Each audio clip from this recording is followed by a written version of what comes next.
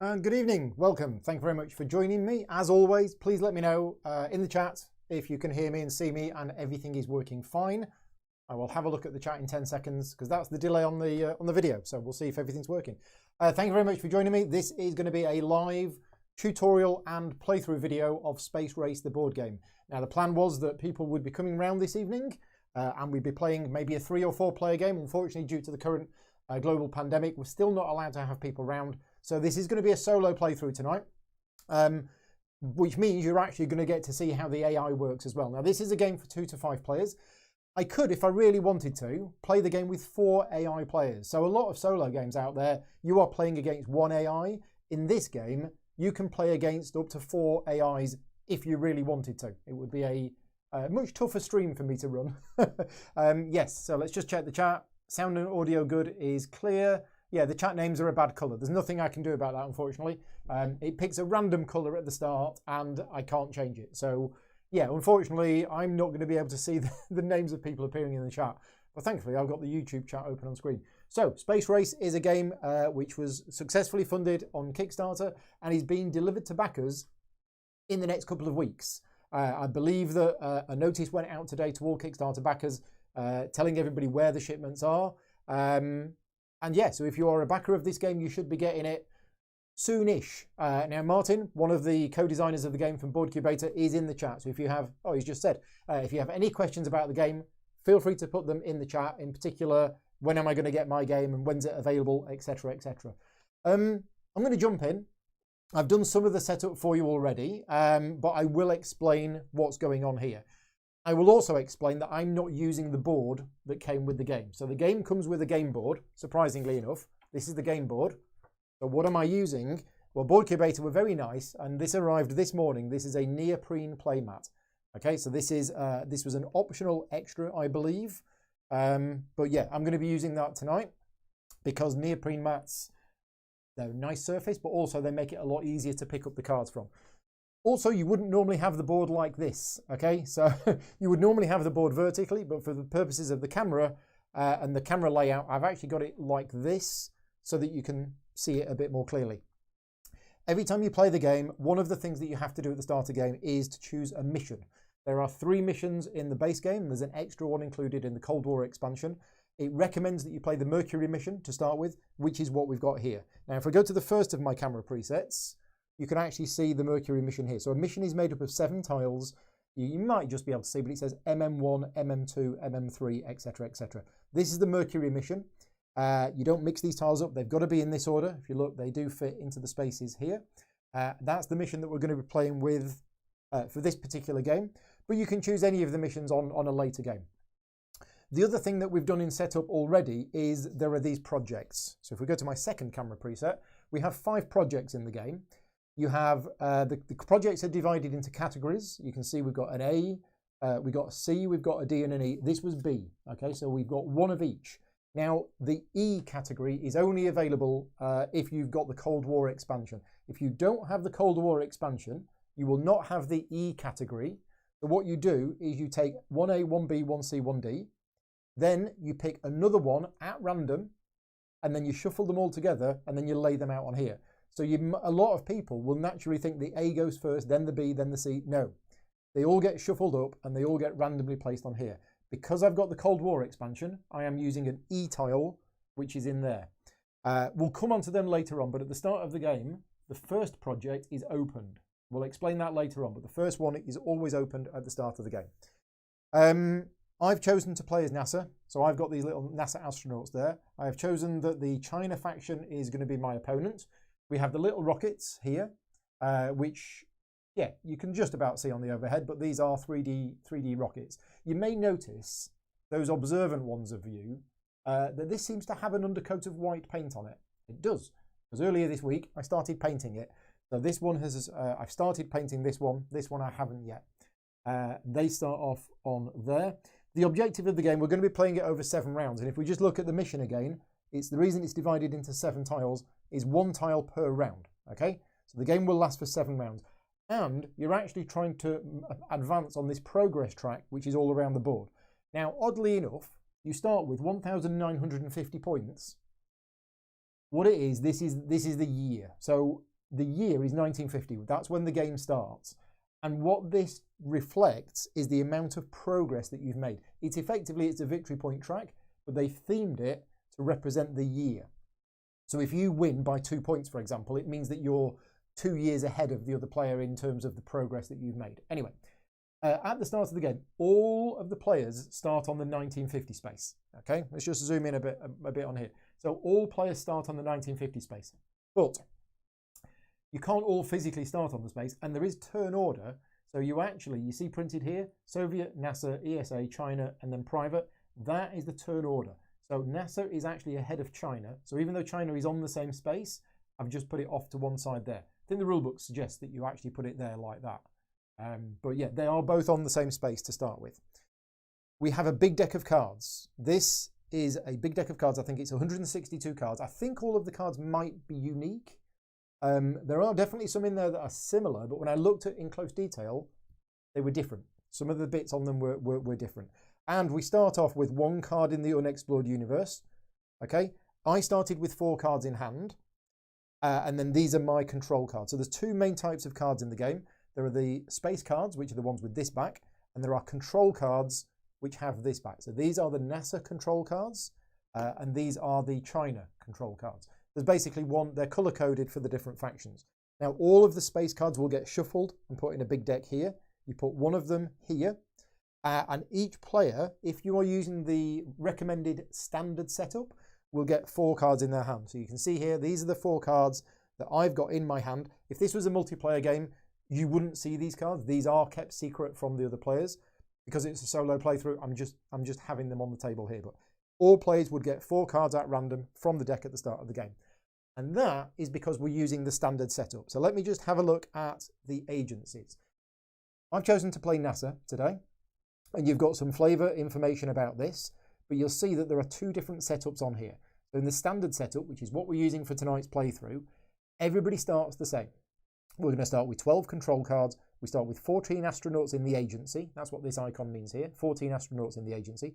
And 1 astronaut on the launch pad. You go back to this board here. We both have an astronaut on the launch pad. Now, for those of you who've seen a lot of my videos before, I normally will lay down pieces for the purposes of the overhead camera because they're easy to see. I'm not going to do that tonight because a laid down astronaut is an exhausted astronaut, and that means something different. So for tonight's playthrough, we are having them stood up like this. Let's go back to the agencies. Position of your rocket, everybody starts on 1950. And this iconography here, if you're scared by the iconography, you will get used to it as soon as you start playing. This means take 4 cards from the deck and put them into your hand. You might not be able to see that well, but that's what that means. So everybody's setup is the same in the thematic in the standard setup.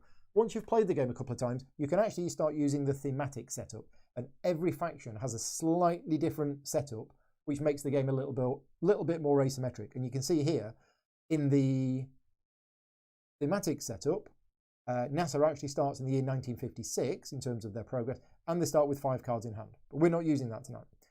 Once you've done the setup, this is actually really good as well because you no longer need this information after you've done the setup. So what they've done is they've put the player aids on the back of these cards. So once you've done your setup, you flip it over, and then here is a detailed description of all of the iconography that you're going to find with some stuff as well. The other thing that's really useful is the back of the rulebook actually has a summary of the round structure. So the phases of the game, phases 1, 2, and 3, with all of the steps that you perform in that phase. They're all on there.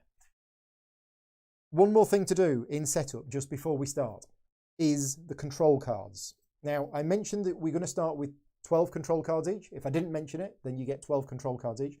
But in the standard setup, you take out these cards. So each faction actually has 16 control cards, okay? But 4 of them, you see here, it says RS.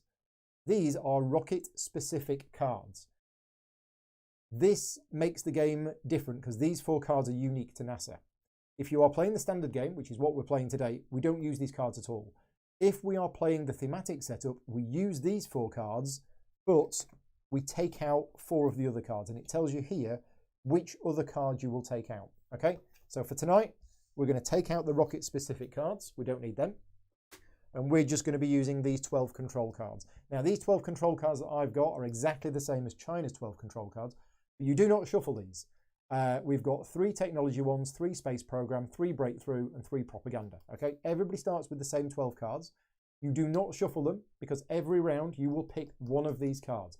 12 cards, 7 rounds in the game. So we're only going to be playing 7 of these cards. And that decision of which card you play is very, very important. Right, we are almost done with the setup. The last thing to explain is the AI player doesn't have a hand of cards. Instead, the AI player gets 1 card into their lab. Okay, now the lab is a separate area which you would keep somewhere in your area. The cards are supposed to be face up and they're supposed to be turned sideways. I'm going to keep them face down just for the purpose of this video, so we don't get them confused with the other ones. But China starts with 1 card in their lab. I can have a lab as well. We'll get to that later on. And that, I think, is the setup done. Yes, the objective of the game is to make progress. You will make progress in a number of different ways, and I'll explain that as we go on. No, there is something else to do. We need to populate the universe. I haven't done that. Right, just bear with us a minute. There was one part of setup that I missed. 4 cards from the top of the deck and place them face up in the universe. Right, so we need to set up the universe. Now, you'll notice the spaces here are in that orientation. So you might think that I'm going to put the cards in that orientation. And for those people watching this afternoon, you will know that I set up some camera presets that actually rotated the camera so that these were like that. I've had another idea because the problem is the cards are sideways to me. So what I'm actually going to do is I'm actually going to put the cards so that they're facing me. This is not how you would normally do it. The first card is a propaganda card and it is Buzz Aldrin, which is interesting because there's lots of cards here. And this was the first card that came out this afternoon. So I'm going to put that here. Normally you would put it here like that. But as I say, for the purpose of today, I'm actually going to put it like that. And I have a preset here for all of these cards. That is Buzz Aldrin. Now, the reason why I've put it here is this is a propaganda card. And this is the propaganda section. So you always put it on the leftmost space that is empty. If they're all full, I'll come on to that later. Right, next card is the Johnson Space Center. This is a technology card, so that's going to go there. Next one is another technology card, Cape Canaveral, so that's going to go there. I think they'll just about fit. And the last one is another propaganda card, Science Popularization, TV series. That's going to go there. So as I say, normally, if you're playing this game at home, you would have the cards like that. But for tonight, I'm going to turn them like that so that you can read them, but also so that I can read them. Right, and that, I think, is the setup done. So the game is played over 7 rounds. Each round is divided into 3 phases, and I'm going to go through each of the phases and I'm going to explain what happens. So phase 1 is 7 steps. Again, if you're scared, you have to remember it all. You don't, because it's all on the back of the rulebook. Step 1, we don't do in the first round of the game. So we'll do that onwards. Step 2 is in turn order. So that's me first, followed by China. We place any number of cards from our hand into the unexplored universe. And this is a really important part of the game that I'm going to explain to you now, because I play a lot of board games. You probably play a lot of board games. And in those board games, you have a hand of cards. And you will play those cards into your tableau or your player area or whatever for special effects. Not in this game, okay? With the exception of a couple of rare cards with special effects, you cannot play cards from your hand directly into your agency. If you go away today with learning one thing, that's the one thing you need to know. There is a sequence, which is actually in the rulebook, of the flow of the cards. And it starts off with the cards starting in this deck. The cards will go from this deck into your hand, which happened at the start of the game. Then they will go from your hand into the unexplored universe. Then they will come out of the unexplored universe and go into the universe. And then, generally speaking, they will go from the universe to your agency. Okay? So this next step is I can put any number of these cards from my hand into the unexplored universe. What's then going to happen is they're then going to come out, but I might not get the cards that I'm putting in. So I'm effectively seeding this area here. Just checking that everything is still going out. Yeah, everything's going out. The chat's gone quiet, but that's fine. You're all listening, which is good. So I need to decide not which cards I want, but and this doesn't really apply now because this is round 1 and I'm playing against an AI player, but if you were playing against other real people, human beings or aliens or whatever, and you were on like round 3 or 4 and you could see what cards the other players have got, that might influence your decision about which cards you want to put into the unexplored universe, because there are certain cards which combo well with other cards and you don't want the other players to get them. So I'm going to have a look at these cards now, and I have a little bit of an idea. And of course, this really depended what came out here. So Buzz Aldrin is actually a really good card. But so is Cape Canaveral. So I'm starting to think which card I might want to take this turn. And I don't have to put any cards in. You do not have to put any cards into the explored universe. I can tell you that the AI player puts one in. So the AI player is going to put one in from there. So I really wanted this card, but I also want that one. So I don't know whether I should put any in or not. I'm trying to think, because if you've got more than 7 cards, you have to put the excess into the unexplored universe. So I'm trying to work out if, in my mind, I think I want this card, that's the card I'm going to take, then do I need to put any more in there? I do need a backup plan because China might go before me and China might grab the card first. My backup plan would be, right, okay. So yeah, so if I'm going to plan to take this one, but then China sneaks ahead of me and manages to take it before me, maybe I'll put this card in and maybe I'll keep the other ones for now. I mean, I'm kind of tempted to put this one in as well and take that next turn. Yeah, okay, I'm going to put 2 in. Again, if you're watching this video to learn how to play the game, you're in the right place. If you are watching this video to learn how to play the game well, you are not in the right place, because I have only played this game once, and that was this afternoon. And there's a lot going on in this game. There's a lot of cards. There's a lot of things that you have to put together. So yeah, I'm probably not going to do very well. All of the cards are based on historical stuff. Yeah, it's all there and all of the artwork and everything else. Right, the next step, this is step 3. You count how many cards are in the unexplored universe. We have 4, so we're okay. But if there were fewer cards here than the number of players plus 1, we would basically make up the difference with cards from the deck. So there always has to be, in a 2-player game, there has to be 3 cards in here in step 3. Now what we do is we're going to shuffle these. Now, bearing in mind, we're playing a 2-player game today against an AI. If you can imagine, if we're playing a 3 or 4-player game, this pile of cards here now contains ones that I've put in, ones that you've put in, ones that Monkey's put in. So this is why I'm really keen to play this game with 3 or 4 players, because I think it'll feel very differently. So we shuffle these, and then we take out a number of cards based on the number of players in the game, which in a 2-player game is 1 card. So we just reveal 1 card. It's another propaganda card. It's Richard Branson. So Richard is going to go, in fact, if I stagger these a bit, I'll be able to get them in. Yeah, that kind of works. So we only reveal 1. Now what we have to do is all players, and again, it's 1 card for a 2-player game. It's more cards with more players. But basically, you don't reveal all of these cards. What then happens is all players must now choose a control card simultaneously and in secret. And after that, we're then going to reveal the rest of them. Okay, now, I've already had a thought about what I want to do, but that might have changed. Has that changed? Oh, that's actually quite good. No, I think I'm still going to take Buzz Aldrin. I think I'm going to try and take Buzz Aldrin. So in order to take Buzz Aldrin, Buzz Aldrin is in this propaganda section, I need to play a card that allows me to take a card from the propaganda section, which is one of these 3 propaganda cards here.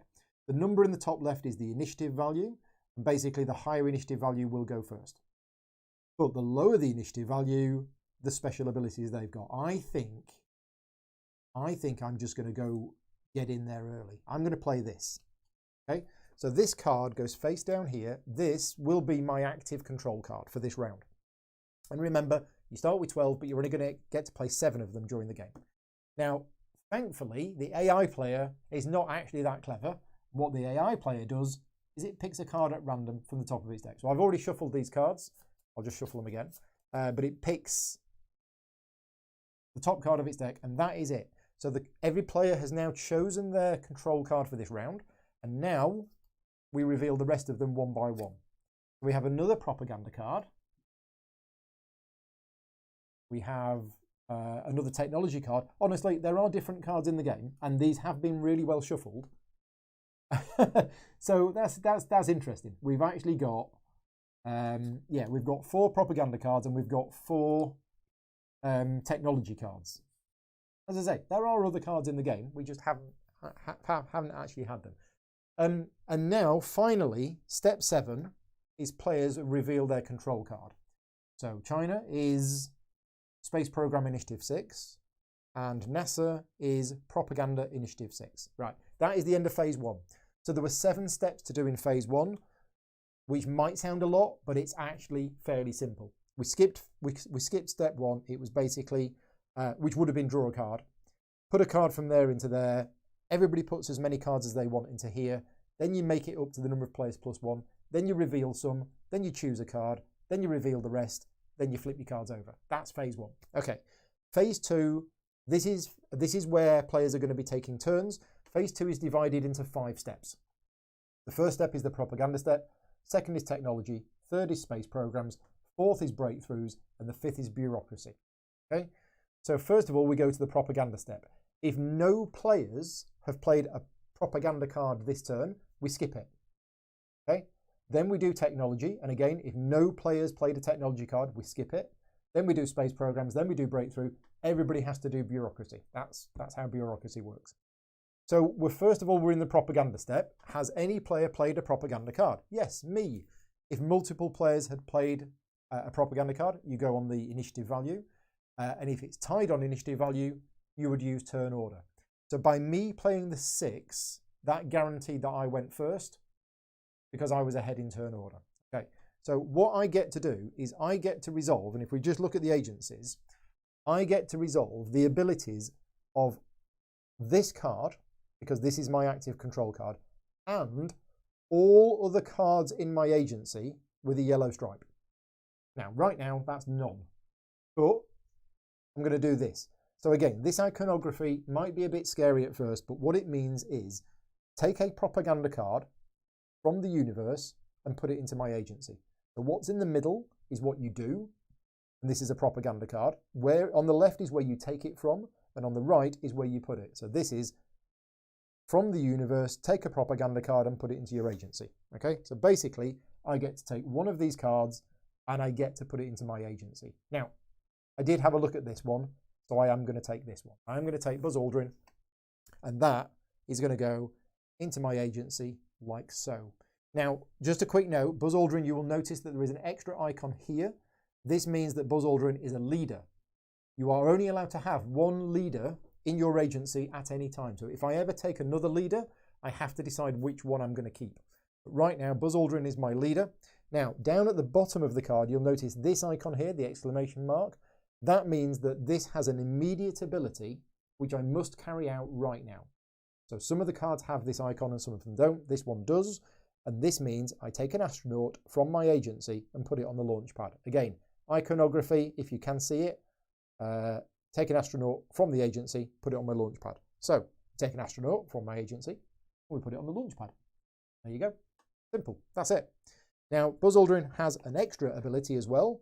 And I'll explain this later on when we talk about exhausted astronauts, should we get to that point. Right, now that is actually it. Now, if Buzz Aldrin, if you look here, Buzz Aldrin doesn't have any abilities on his card apart from this level number here. We'll come on to that in a minute as well.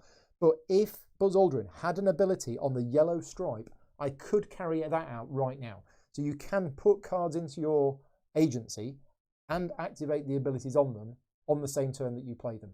If he had any abilities on the other stripes, which he doesn't, but if he did, I could not activate them because I played a propaganda card, so I'm only using yellow striped abilities. Hopefully that made sense. If it doesn't make sense, let me know and I can go through it again, or just say the same words again but louder. That's how I normally teach people how to play games. Right, that is my turn done. So now we do the technology step. Nobody played a technology card, so we actually skip that step completely. Then we do the space programs step, and China has played a space program card. So again, if we have a look at the card, have a look at the icon. It's exactly the same as the icon that we played, but with a different card in the middle. So China is going to take a space program card from the universe and put it into the agency.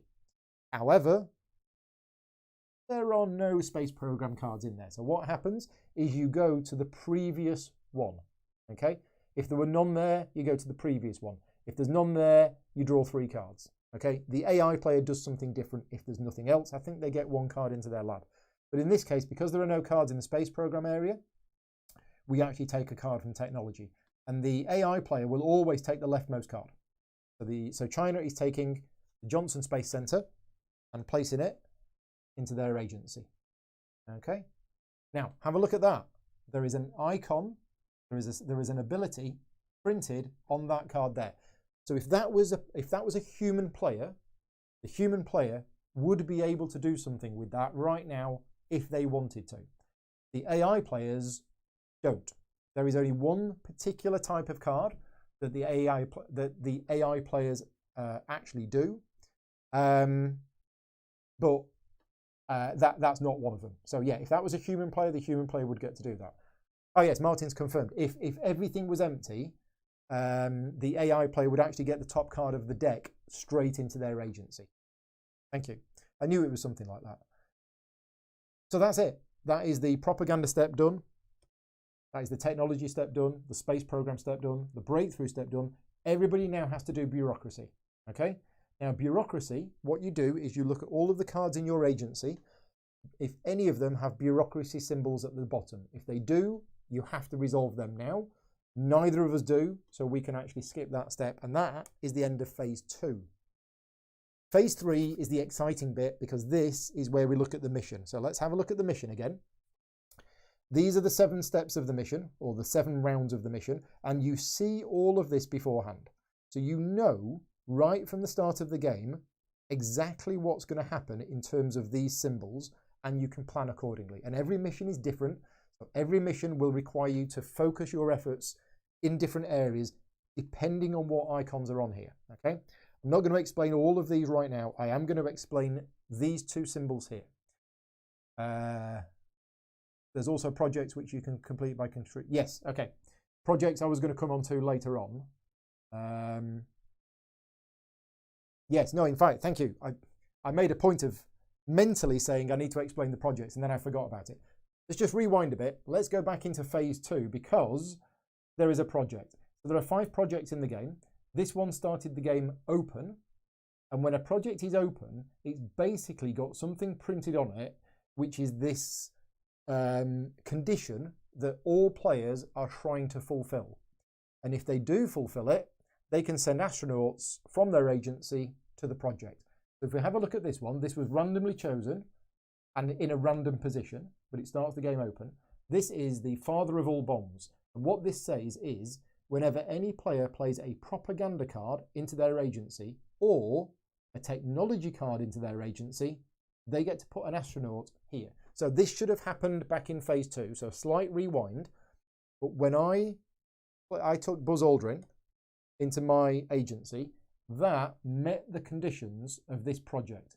So what that means I can do is I can send 1 astronaut into the standby area, and then at the end of my turn, I will take that astronaut and I will put it onto the project. Now, if you have a look at the project closely, you will see that we have these squares surrounded by a blue line with an arrow, and we have the white ones. Your first astronaut cannot be placed in a white one. You can place it on any of the blue ones. But every subsequent astronaut that you place on the project must be in the next space along following the arrows. So if I decided to start here, my next one would have to be here, then my next one would be here, and so on and so on. When the project closes, you will only score points if it's complete. So if I decided to put that one there, and then let's say I manage to get 2 or 3 extras on, and then the project closes, I don't get any points. It's a complete waste of time. So you need to sort of work together with the other players at trying to complete it. And a project is complete when there is an astronaut on the last space. So what I'm going to do is, I know that this is going to be completed in round 3. I can see that because of this. This is closing the first project. So basically I've got 3 rounds to try and complete this. Because putting an astronaut on here is optional. You do not have to put an astronaut on here. But if you do, you then have to move it onto the project. So if I put it there, am I going to be able to get it complete by the end of the game? I think I am. So I'm going to try and be greedy, and I'm going to put it there on the 2 space. Okay. So that's what I did on my turn. Now if we look at what China did, China brought a technology card into their tableau. They didn't want to. They were trying to take a space program card. But because there were no space programs available, China ended up taking a technology card. And if we look at the project, it's technology cards. So that means China also sends an astronaut to the project. Now, the way that the AIs work is they will always go onto the space nearest the end space. Remember, the first one can only be on a blue space, so it goes there. But just out of interest, there are certain situations where the AI might send multiple astronauts at a time. So let's say, for example, the AI was sending 2 astronauts to this project. What would happen is the second one would go there, which means the first one would go there. Okay, so that's how that works. Just notice it's a little bit out of focus in that corner because the camera isn't focusing completely correctly in that corner. But anyway, that's how it works. So China has gone there, and we only need 3 more astronauts to complete the project. Okay, so that was phase 2. Apologies for that, just rewinding there and doing that bit. Now we do phase 3, so this is the mission. So like I was explaining, we do this bit. So this is really simple. This is open the next project. Okay, so what we do is we flip over this one. Okay, and we're going to have a look at it right now.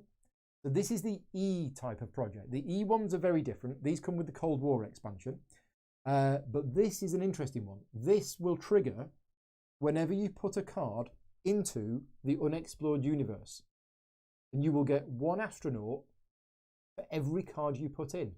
And remember, you could put in loads of cards into here. So that is an interesting one, that. So that is now revealed. The second icon on here is scoring progress. And you will see that this scoring progress is on all of them.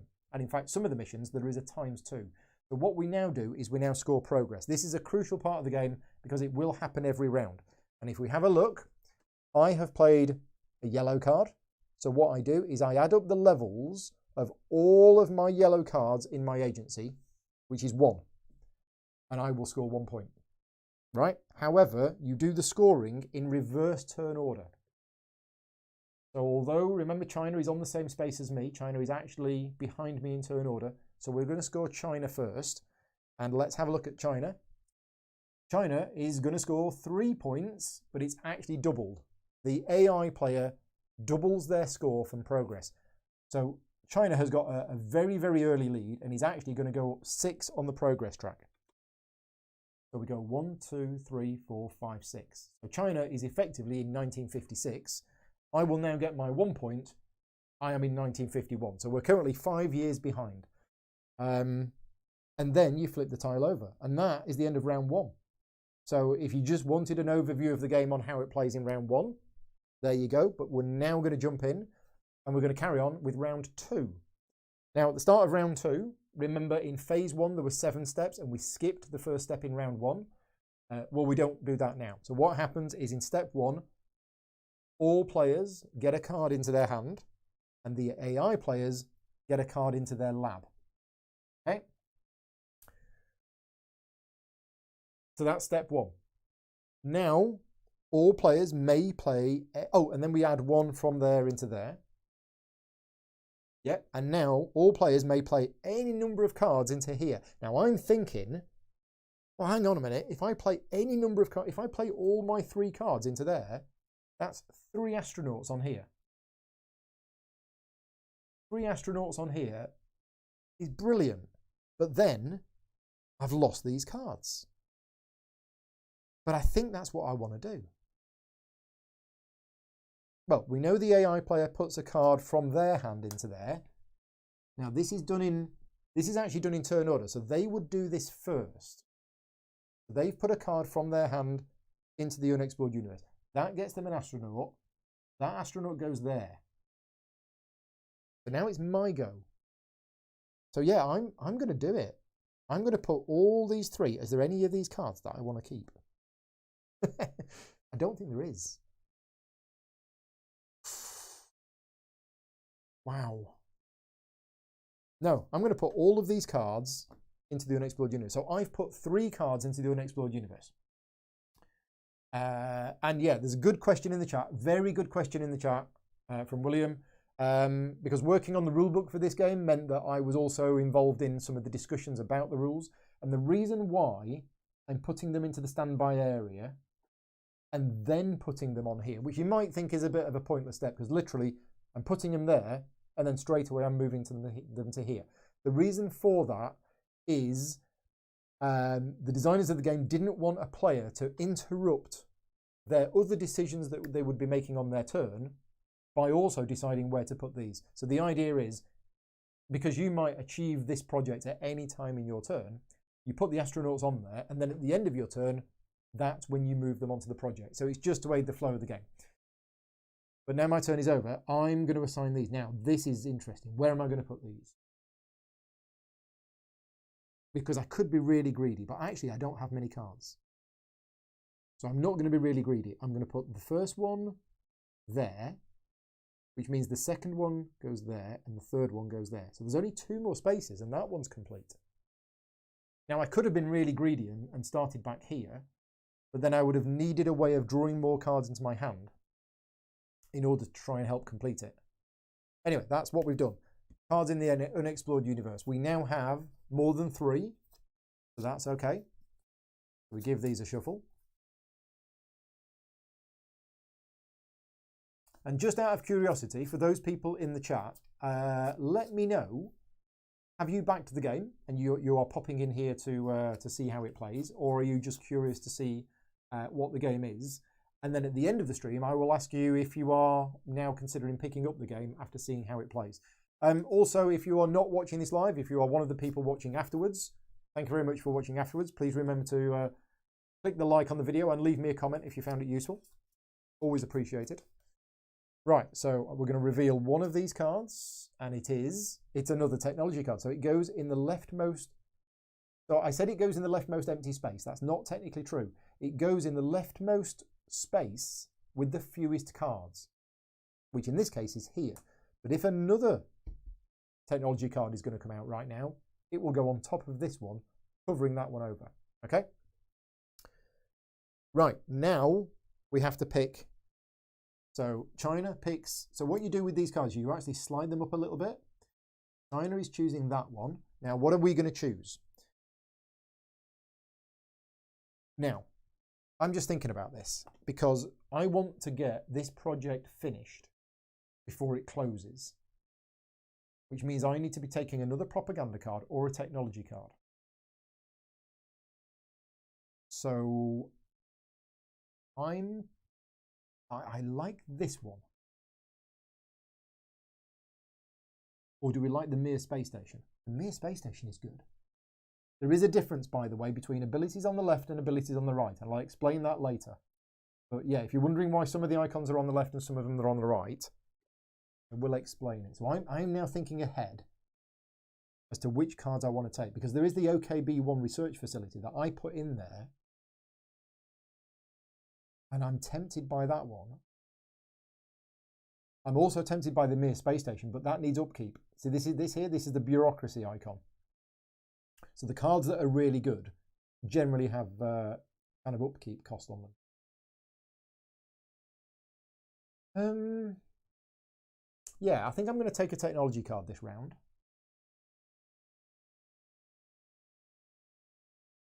Ooh, just noticed this ability. When another propaganda card goes into your agency or another technology card goes into your agency, you may place an astronaut on any project. That's going to help me complete it as well. Maybe we go for that one. Oh, no. Stick with the plan. There's so many options. So many options. So I think...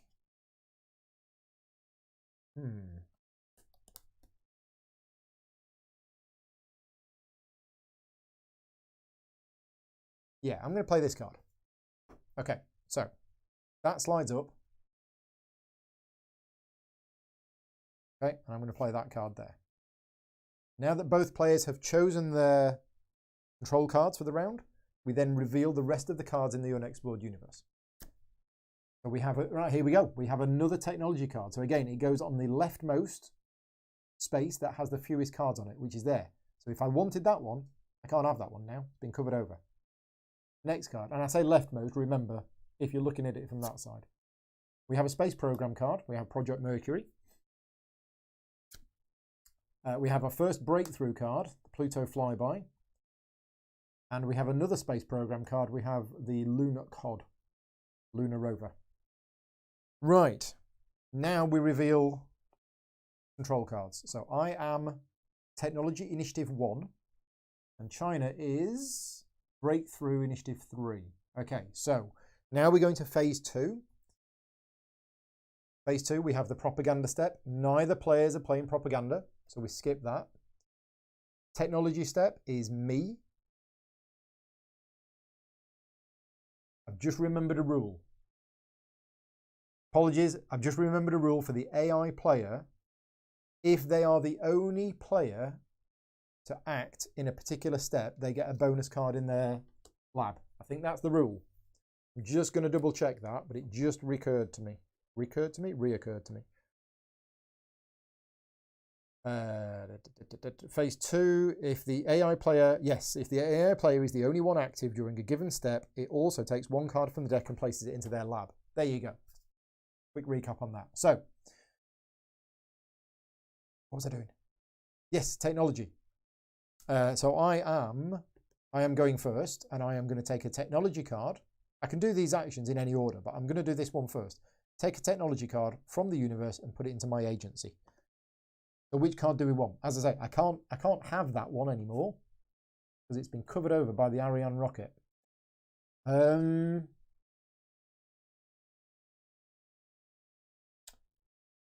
Cape Canaveral is also not.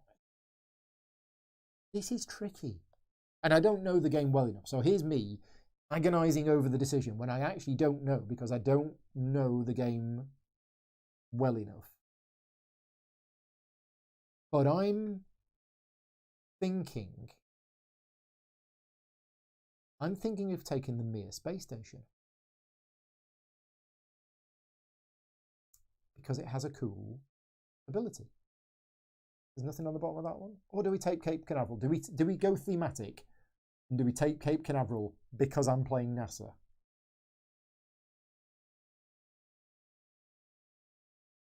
No, I'm going to take the Mir space station. Right, so I'm going to take this card, and I'm going to put it into my agency.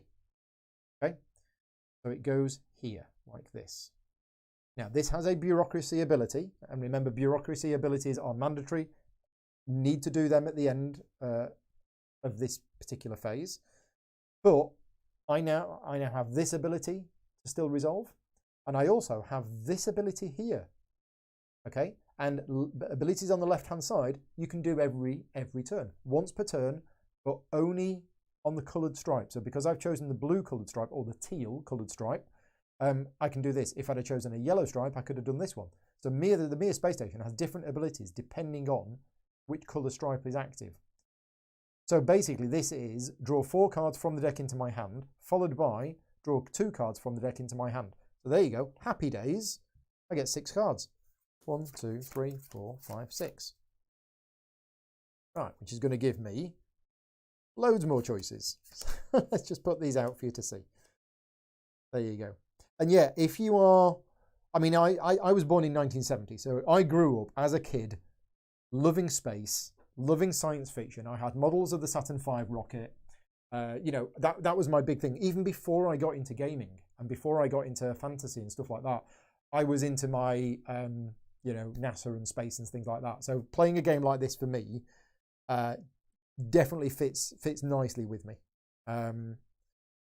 So anyway, there's my hand of cards. Let's go back to my cards here. So I've done that, and I've done that.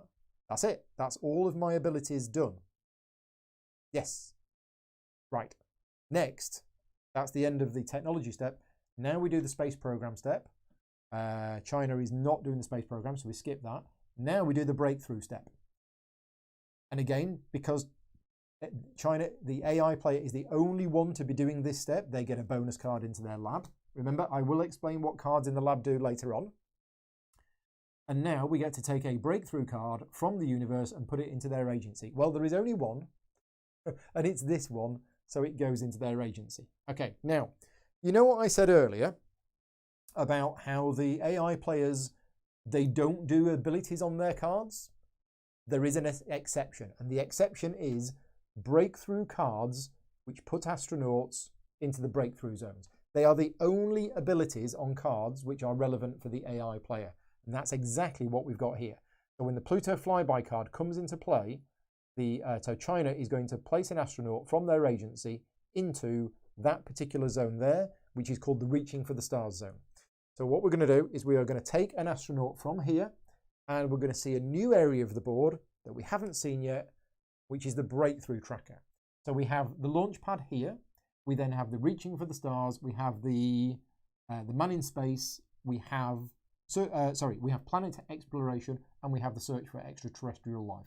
It's thematic names for the 4 different areas, and the Pluto flyby said to place an astronaut into the Reaching for the Stars. And again, it goes standing up because there is a difference between standing up and lying down. Okay? That's it.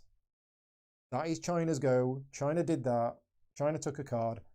That is the end. No, it's not the end of phase 2 because, again, I've forgotten to do this. Yeah, so that's my bad. I've forgotten again to do it. So there was a project to put a technology card into my agency, which I did. So that goes there and then goes to there. I don't think that's going to get complete. No, I don't think I'm going to do it. That's a shame.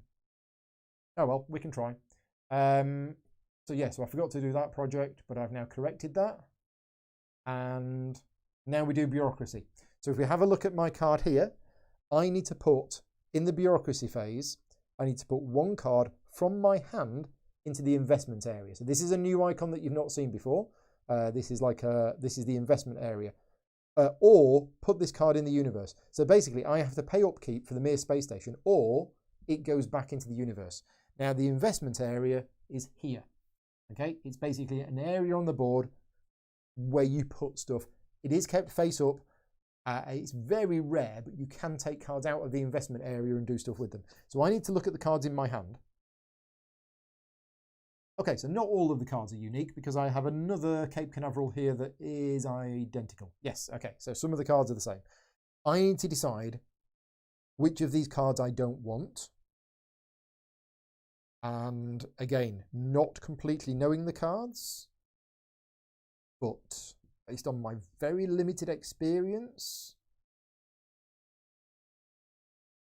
Ooh. I'm going to put that one into play. So I'm going to pay with that one. So that's gone into the investments area. I have paid with that card. The Mir space station has been upkept, if that's a word. If it's not, I've just made it up. And that is the end of phase 2. So now we go to phase 3. We resolve the mission. Again, we open another project. So we're opening this project.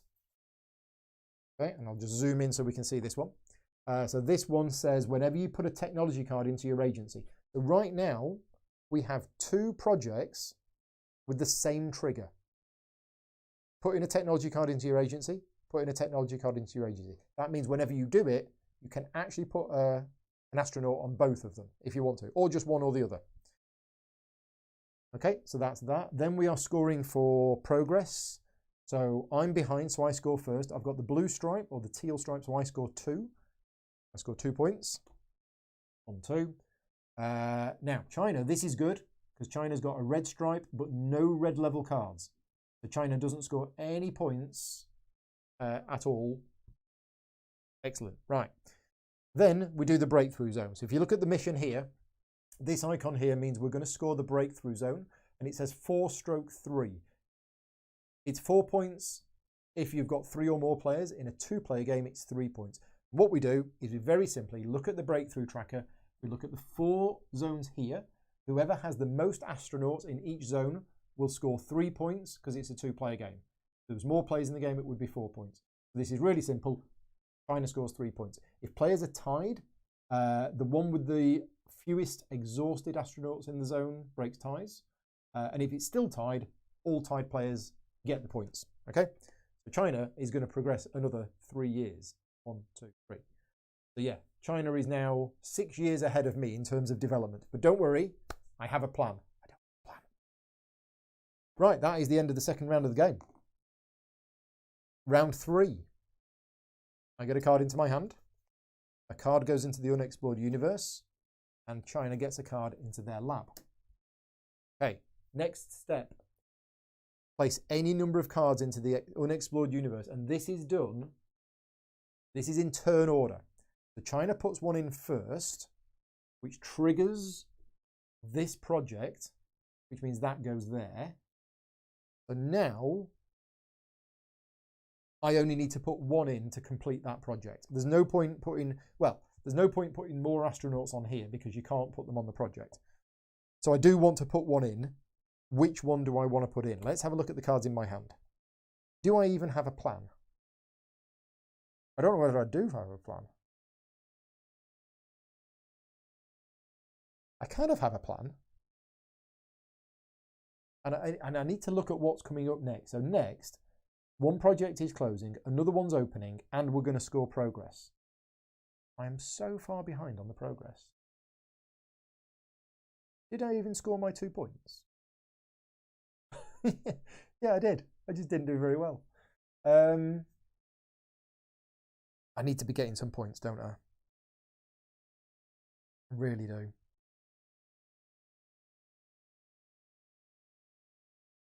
I think I'm going to put this one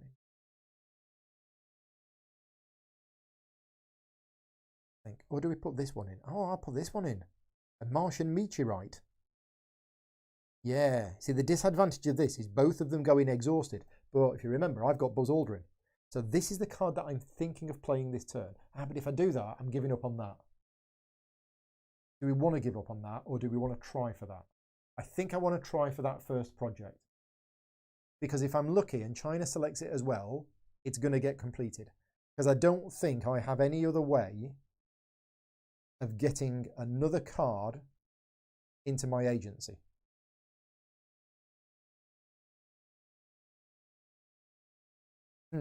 Do I? No, I don't think I do. I'm looking for fancy icons on these cards, which will help me, and I'm not seeing any. Okay, so now there's plenty of those out there, so I don't need to play one of these.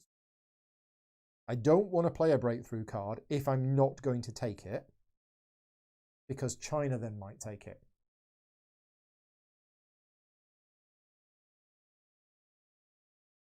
I'm kind of not bothered about this one. So I'm just going to put one into play. I'm just going to put one in the unexplored universe. Okay, now that is enough to put one on here, which then goes to there. So that is completed. Now it doesn't score now. Projects will only score when they are closed. So completed and closed are two different things.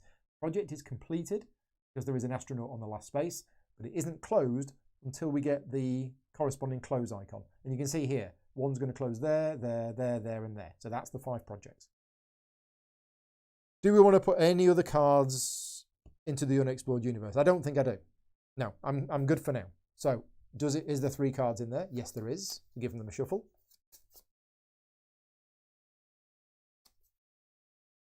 Okay, we're going to reveal one of them, and it is Soyuz rocket. So that is going to go in the leftmost space, which has the fuse cards in it, which is that one. Right, now, agencies. So China slides those up, puts a new one in there. I slide those up. Now, what are we going to have? I need to be taking a technology card or a propaganda card. I think I'm going to take another technology card. And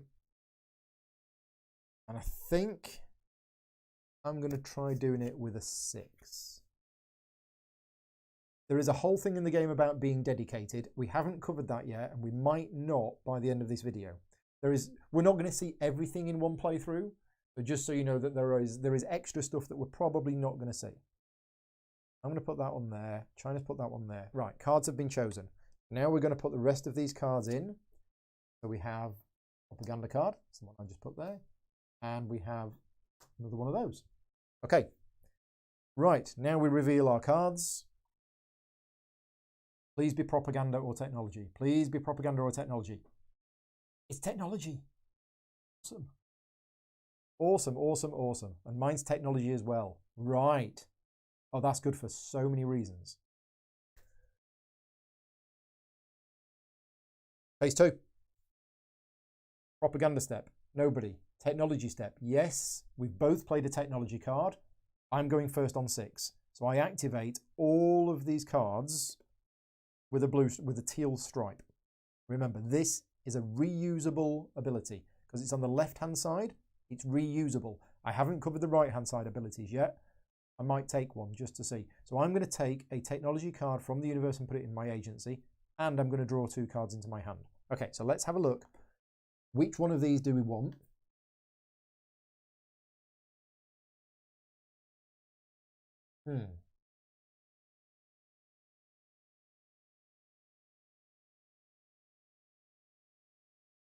I was going to take the OKB-1, but actually I'm thinking of taking the Soyuz rocket.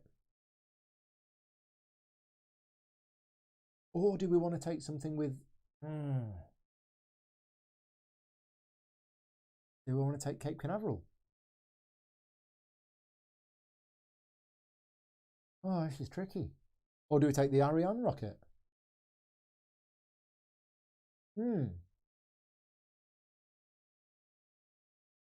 I quite like this.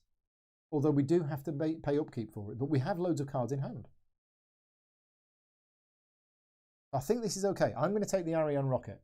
Okay, so that's the card I'm going to take. And that is going to go into my agency here. Now you may notice I am going to run out of space. So what I'm going to do is I am actually going to overlap these cards a bit. Just to give me a bit more space. I still might run out of space, but I can shuffle things to the left if I need to. Right, so that's gone in there. Now I still have, so that's that ability done. I still have this ability and I have this ability, which is basically draw 5 cards and put them into my hand. So I've got loads of cards in hand now. Another 1, 2, 3, 4, 5. Remember, in phase 1, after you've put cards into the unexplored universe, you do need to discard down to 7. So, well, you don't discard down to 7. You have to put cards into the explored universe. There you go. Not got enough space for them. You've got too many cards. There you go. Right. So that's me almost done. Projects. I have put a technology card into my agency, which means I can put one on there and one on there. And then at the end of my turn, I'm going to assign them.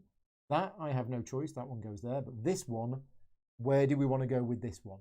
Because I think it's going to be tricky to finish this one. So it's whether I even want to start it. I might not do this. This is really interesting because I went into this afternoon's game and I went into tonight's game thinking that you always want to put astronauts on projects. But here's the thing. Here's what I'm thinking about. There's only a reason to do it if you're going to get points from it. Because remember, if it doesn't get completed, you won't get any points. And I've just looked at the numbers on here. 1, 2, 3. I don't know if you can see that. 1, 2, 3. So if I start it, maybe go on the 1, what I'm doing is I'm opening it up for China to get the bigger points. Because I don't think I'm going to be playing any more technology cards. And the reason for that is I've already played 2 technology control cards. So I'm not going to do it. I could, but I'm not going to do it. So, yeah, if you're thinking about replayability of the game, not only have you got a huge amount of cards, but the order in which these projects come out is going to make you have to rethink the game every time you play it. Even if I used exactly the same projects, and there's like 20 more in the box, if these are in a different order, that's going to make you play things a bit different. Yeah, I didn't think I was going to do that. So anyway, right, that's my go done. Now we do China's go. And again, China is putting a card from the universe into their agency. China doesn't get to do all of these other abilities. So yeah, so which one's China going to take? This one. That one goes there. And that is, in fact, I can cover these up. We can make more room for China. So that is, yep, that is a technology card. So China has put a technology card. So China does try to do it. That one and that one. So again, that one has no choice. That goes on there. That one goes on there. Right. There we go. I think that's right. Yeah. So that's the technology step done. Now we do the space program step. Well, we don't. We skip it. We don't do the breakthrough step. We have to do bureaucracy. So I'm still paying. Oh, I forgot something. I've just noticed. Ariane Rocket has a coming into play ability that I need to pay a card or cover this card. So I haven't explained covering, but if I don't pay for this when it comes into play, I have to cover it. So I am going to pay for it, and I'm just going to pay for it with that card. I'm not going to think too much about it. And then in the bureaucracy phase, I need to pay another card in order to keep this going. So let's quickly explain now covering cards.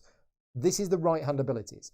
So we've already talked about left-hand abilities. They are permanent abilities. They're reusable. Every single turn you can use them. The right-hand abilities are only used once. And what you do to mark that you've used them, you actually rearrange the cards in your tableau and you literally cover it over like that. Okay? So the reason why I'm covering over the right-hand side of Buzz Aldrin is because he doesn't have any abilities to cover over. But the Ariane Rocket, I would not cover it over. You'd have to leave it like that. And when you use it, you cover it over, and that means you can't use it again. Okay? If you don't have any other cards in your tableau, then you actually just take one of your astronauts to cover it over. But as it isn't covered. Did I draw 5 cards? Yeah, I didn't want to do that. Okay, my mistake. I'm just going to slightly undo that. If I used this ability, I didn't want to. So yeah, that's my bad. I'm going to take off the last 5 cards that I drew, which was unfortunately that one. And I'm going to get rid of that one instead. Okay, so my bad. I didn't mean to use that ability because I knew these were single-use abilities. So I'm saving it for that one. So yeah, apologies for that. I'm cheating by undoing it, but I definitely wouldn't have done this because by using that, you then cover up the card and you don't get to use any of them. Right, okay, we've undone. We're all right. I do now only have 3 cards in hand. Oh no, I put 5 back. Should have 2. Right, we're good. We've fixed it. That's the bureaucracy phase done.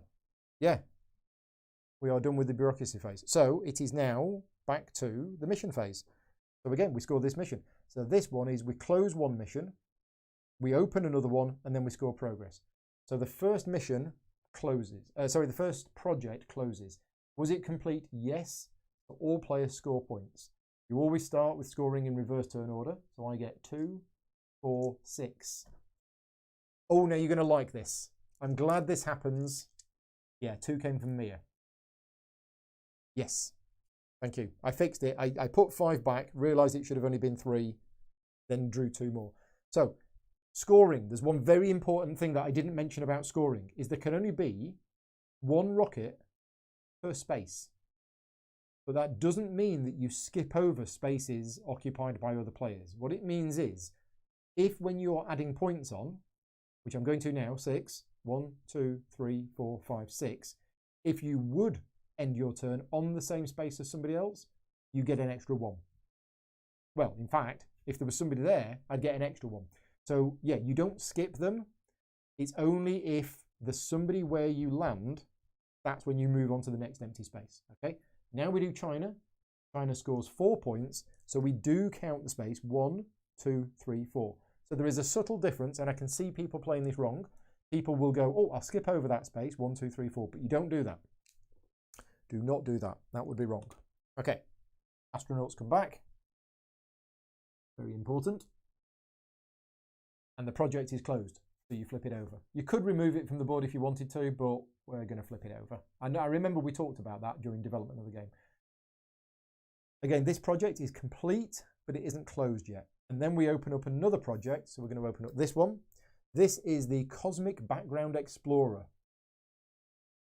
You get astronauts on this for every level of purple and red cards that enter your agency. Right, so this isn't just for the card, this is based on the level of the card. Right, okay, so that is now active. And then we score progress. So I am still behind, so I'm going to score progress first. I'm on teal, so I get 1, 2, 3, 4. So I score 4 points. 1, 2, 3, 4. And then China's on teal. China gets 2, but remember the AI is doubled. China gets 4. 1, 2, 3, 4. So I've caught up. China is now on 1967. I am on 1964. Round 3 is done. How are you all enjoying the game? We're definitely halfway through. Well, we're not halfway through the game, but we are halfway through probably what the stream is, because there was a lot of time at the start with the setup. But yeah, I hope you're all enjoying it. We're now going to go into round 4. I get a card. 1 card goes into the unexplored universe. China gets a card in their lab. Right, that's step 1. Step 2, China goes first and adds a card to the explored universe, and now I can add any number of cards in. So, I'm looking at the mission. Okay, I'm looking at what's going to score. We're going to score lab and we're going to score breakthrough. So I want to get some things in the breakthrough because I'm falling behind on that. And I do have a card in my hand that will allow me to put astronauts into the breakthrough zone. So this is the card that I want to basically take this turn. So I'm definitely going to put this in there. Now, knowing that the AI players always take the leftmost card, do I just want to put all of these in? Look at that, we've got Area 51 and Area 51. We've got 2 top secret bases. Now, these aren't going to score me any points. I'm going to be falling behind. Oh no, I'll still get points from that. Yeah. I'm going to put these 3 cards into the unexplored universe. Okay, there we go. So I now only have 3 cards in hand, which is enough to keep paying for my my Mir space station. So these get shuffled. Are there 3? Yes, there are 3.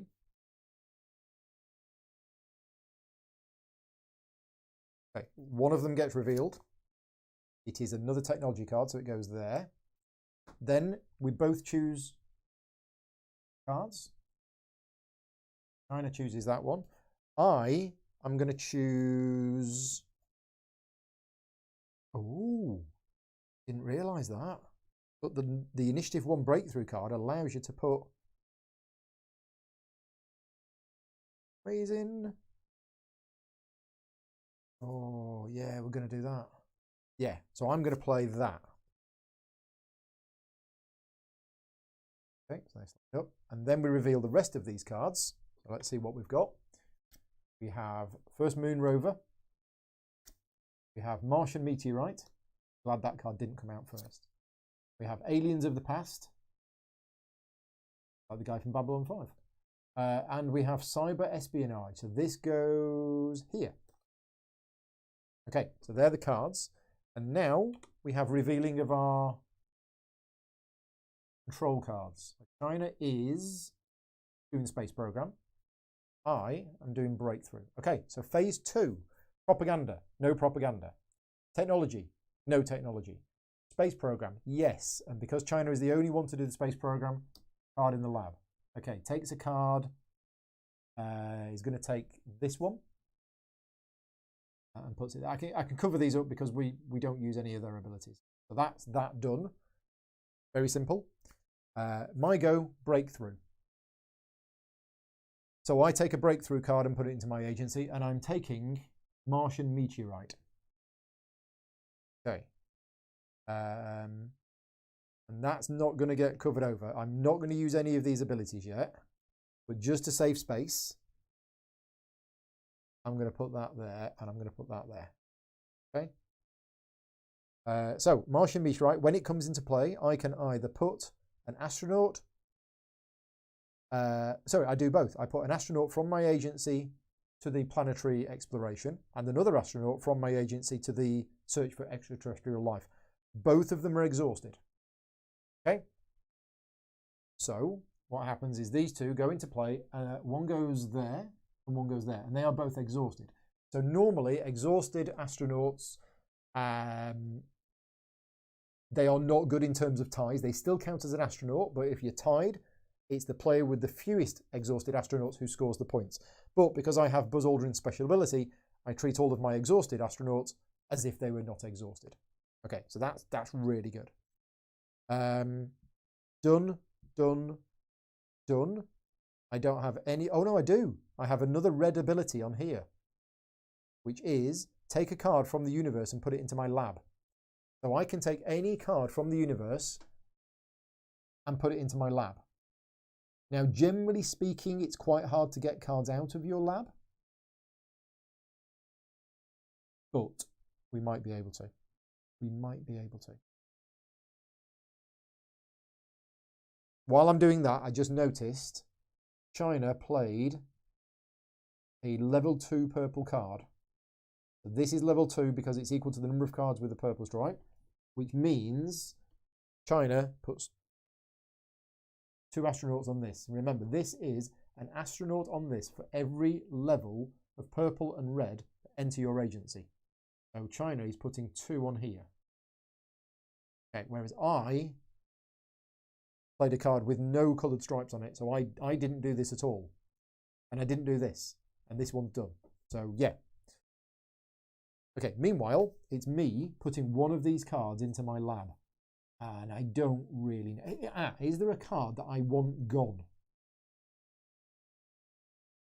Is there a card in there that I don't want China to have? Yes, there is, that one. So that's going into my lab. Okay, remember, lab cards I think are supposed to be face up, but I'm going to be playing them face down. Right. Okay, I'm not sure what's going on in the chat. Oh, the AI takes the rightmost card. Have I been doing that wrong all game? Because if I have, I'm sure it was leftmost card.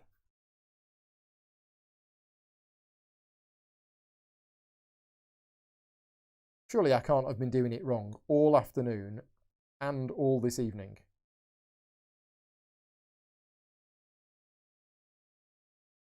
Okay, you're right, absolutely right. It says the rightmost card.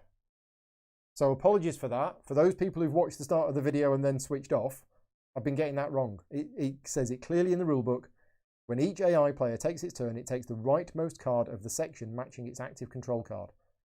If there are no cards available, it takes the previous one. I don't know how I read that as leftmost, so apologies for that. I will change it from round 4 onwards. We're playing with Paul's variant rule where it takes the leftmost card. Where are we up to? I'm putting one of these into my lab. Oh no, we've done that. Where are we up to? I've lost where we are up to. I think that's it. Bureaucracy, isn't it? Yeah, I think we're in bureaucracy. Yeah, because I did my breakthrough. We did that. Yeah, I think we're in breakthrough. Take away 6 points from China to accommodate. Yeah, let's do that. Yeah, I can't remember where we're up to. I mean, I did the breakthrough phase. I took the card. I put it there. It was that. I put those on. I can't remember why I got a card into my lab.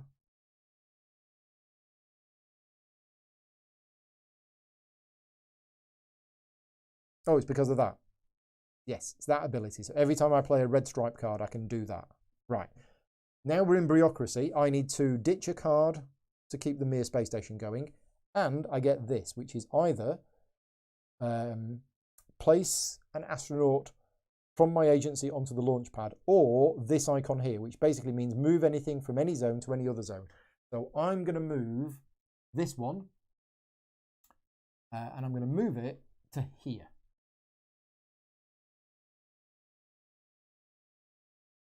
Okay, or I could refresh all of my astronauts, but I don't need to because I've got the special ability of Buzz Aldrin. And I need to ditch a card for Mir. So which card am I going to ditch? Well, I've got 2 Area 51s, so I'll ditch one of them. Right, now we are scoring. So we are closing, yeah, that's the end of phase 2. Yep. So we're closing a project and then reopening a new one. So this project is now closed. It was completed. So we score points, reverse turn order. I get 2, 4, 5, 7. Nice, I get 7 points of progress from that project. 1, 2, 3, 4, 5, 6, 7. China gets 2. Boom. Right, and then that closes. And then we open the final one, which is the Brilliant Pebbles Ballistic Missile Defense.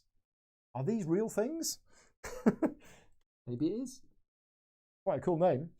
Basically, every yellow level card that enters the agency, you get an astronaut for each level. Okay, right. So that's the final project opened up. We now get progress. China is furthest behind, so China gets purple progress, which is, oh, now this isn't good. This is really not good. 3, 4, 5, doubled to 10. So my moment of being ahead was short-lived. 1, 2, 3, 4, 5, 6, 7, 8, 9, 10. I get 2. So I'm 6 years behind again. So I caught up momentarily, but now I'm 6 years behind again. Right, but then we do the lab. So you can see here we have our first lab symbol. Now, lab symbol on the Mercury mission has come out on round 4. But remember, like I said at the start, all of the missions are different. And some of the other missions have labs a lot earlier, and some of them have more labs. And that will change the way that you play the game. But this is really simple. You might be a little bit disappointed because it is as simple as you score 1 point for every card in your lab. That's it. Nothing complicated. I get 1 point. Fortunately, China, look at this. China and its labs. 1, 2, 3, 4, 5, 6, 7. If anybody had bets on me winning tonight, sorry. Lost. So China is now in 1986, while I'm still stuck in 1974. Yeah, so I'm 3 years away from Star Wars Episode 4, whilst they're watching Star Wars Episode 6. Well, it's all right, mine's the better one. So finally, we do the breakthrough zones. Now, this is where I'm going to claw something back, because China gets 3 points, I get 9. Awesome. Right. 1, 2, 3, 4, 5, 6, 7, 8, 9. 1, 2, 3. Okay, so I'm now not that far behind anymore. That is the end of round 4. So Brilliant Pebbles is a ballistic missile defense system for anybody interested. It was made for counterattacking the Soviets in the Cold War. There you go. So these are actually real things. It's just interesting that it was called Brilliant Pebbles. Makes me want to sort of go to Wikipedia and start reading more about this stuff. Right, we're on round 5. So I get a card in hand.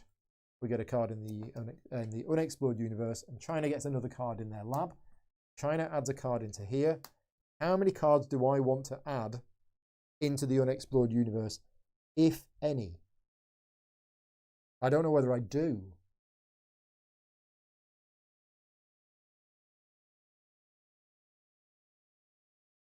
Yeah, I don't know whether I do.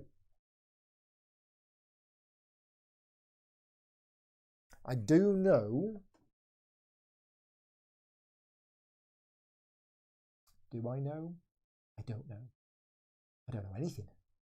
That for me is actually quite good. That's a level 4 card because it's equal to the number of cards in your agency with a blue stripe. I've got 3 cards in my agency with a blue stripe.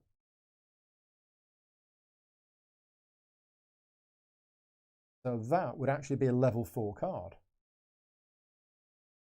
which is pretty good if I then play a technology card next turn and score loads of points.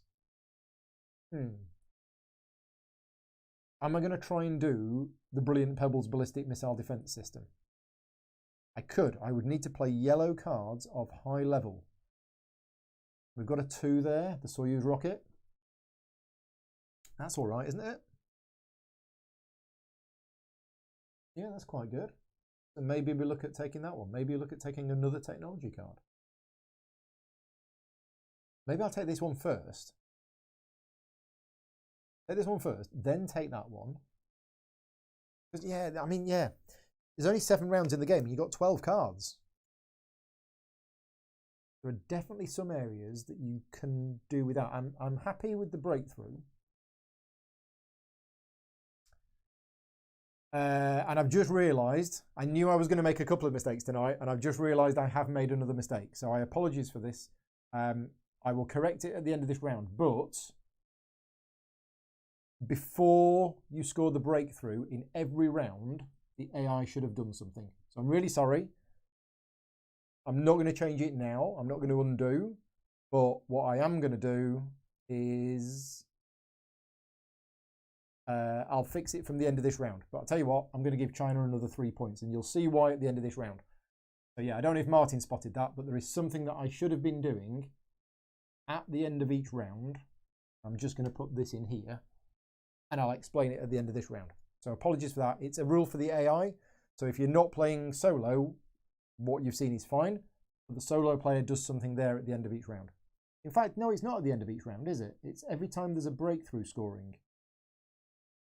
There's only been 2. So yeah, I think I can fix it by doing that. Okay, and we'll move on, and I'll explain it at the end of the round. Okay. So Martin is saying, could go for a space program, take the Viking in front of you, and then place a technology card from your lab. Okay. Yeah. Could do that. I'm tempted by this one. I'm tempted by that one this round. Is that going to trigger that? No, it's not. How am I going to take this? I really would like to do this project, but to do this project, I need to play 2 level 2 yellow cards, and there aren't 2 level 2 yellow cards out. There is Area 51, which is 3.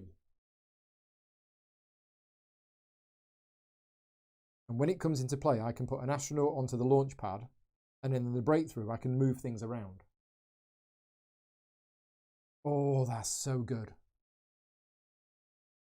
Maybe we do that one. Yeah, because we've got 2 breakthroughs coming up here. We've got 2 breakthrough scorings here.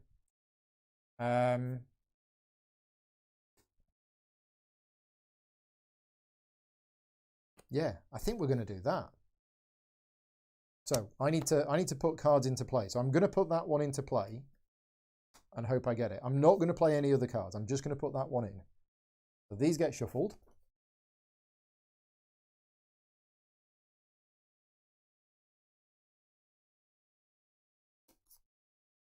Oh, put the area into your lab. Yeah, so Martin's talking about advanced strategy here, which is all quite interesting.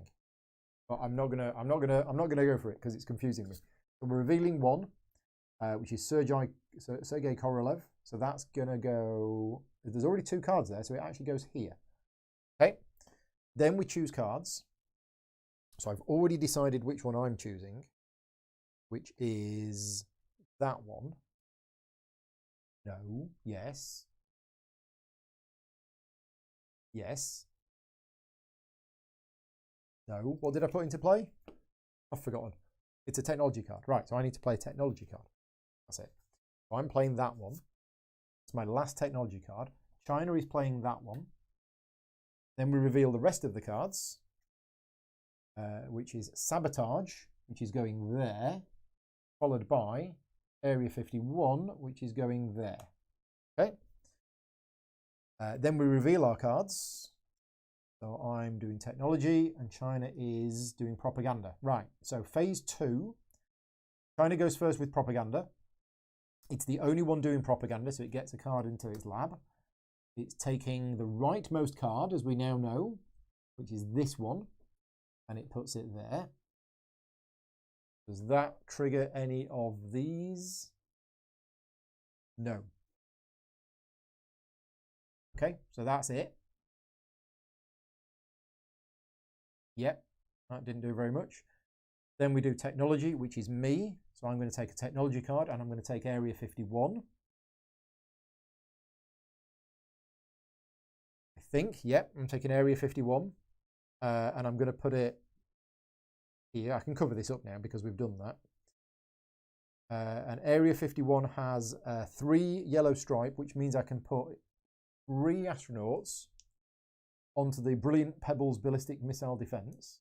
I'm just going to put them there for now, and I'll decide where I'm going to put them at the end of my turn. And then when it comes into play, I take an astronaut, put it on the launch pad, and in the bureaucracy phase, I can do stuff here. Okay, and I get to activate everything else on a blue stripe. I've done that. I get to draw 2 cards into my hand.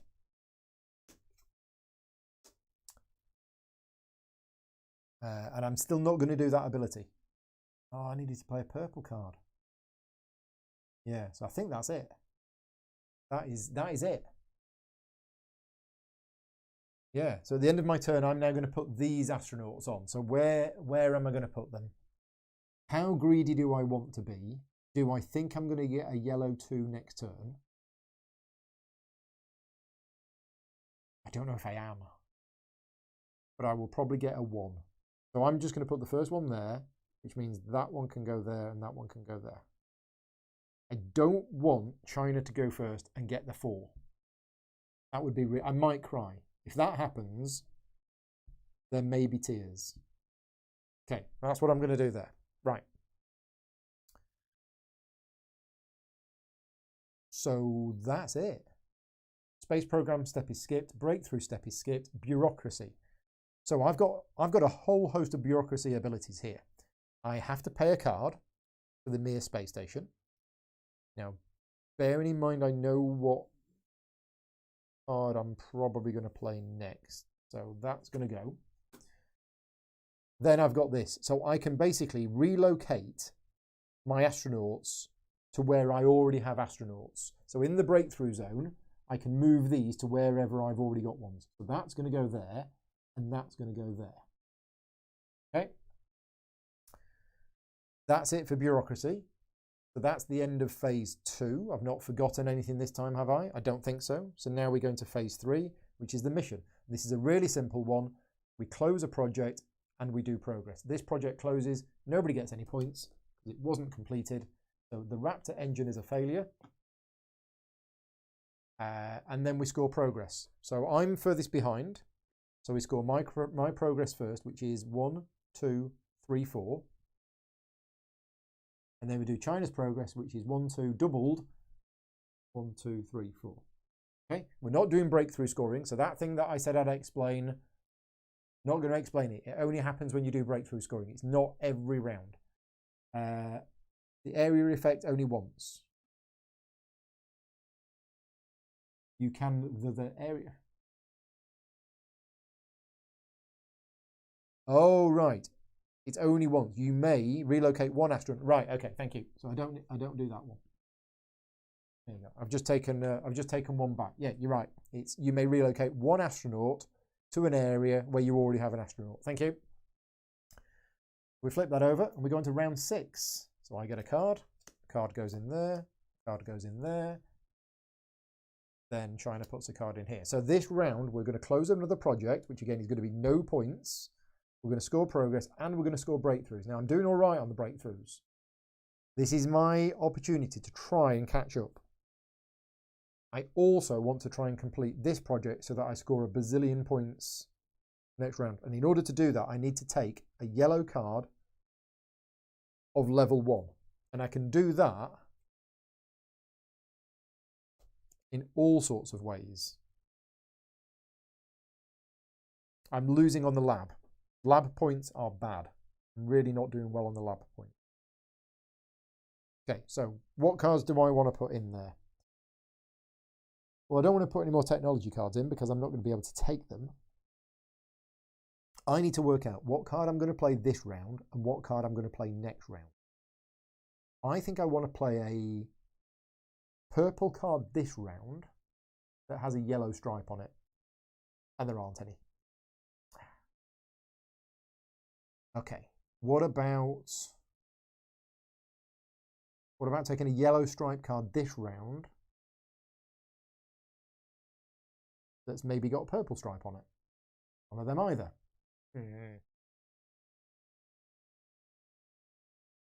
I mean, we did talk about this one, didn't we?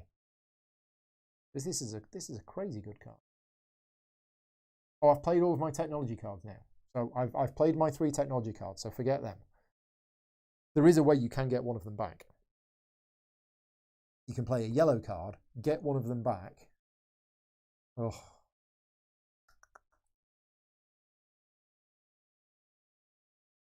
Sabotage is not bad. Draw a card from the deck into your hand and then put 2 cards from the universe into the lab and then put that card in the lab. That's effectively 3 points.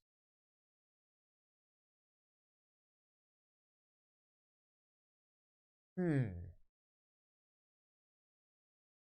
we want to change Buzz Aldrin as a leader? Because Sergei Korolev...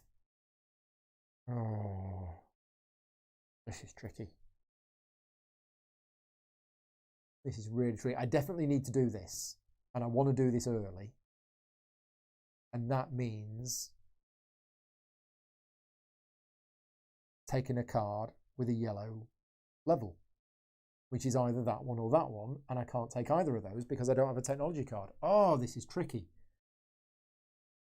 This is really tricky.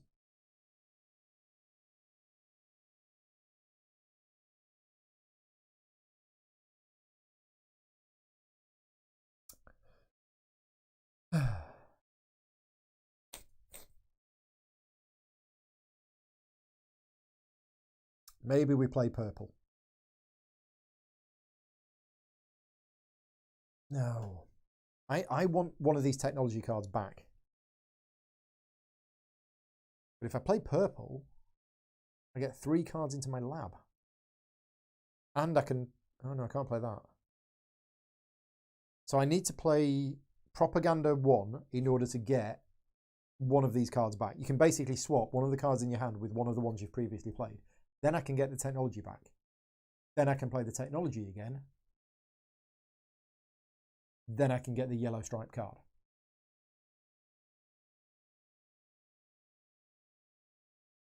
It's a bit risky, but it should work. So that's what we're going to do. I'm thinking ahead. I still haven't put any cards into the universe. So, do I want to? I don't think I do. No, I'm not going to put any cards into the universe. So, there are not 3 cards in here. So 1 gets added. These get shuffled. 1 gets revealed. It is an international project, so that goes there.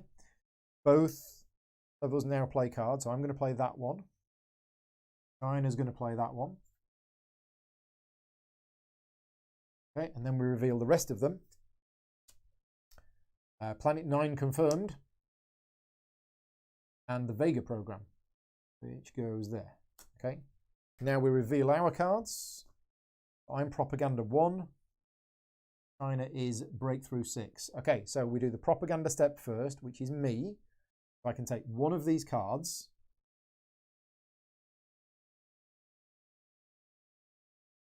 And put it in my agency.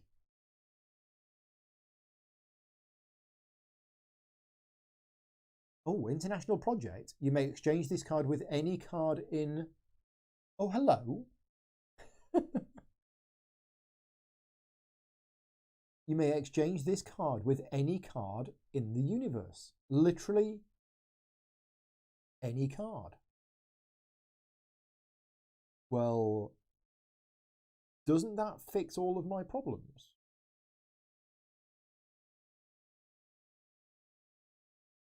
I think it does.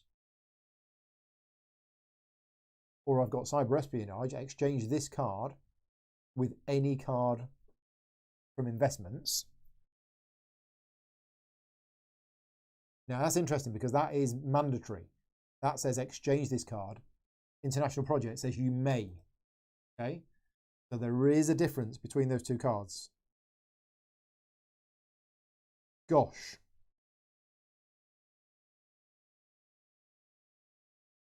And then I'm going to take back a blue card, and then I'm going to play blue next turn. So, yeah, so the Lunar card.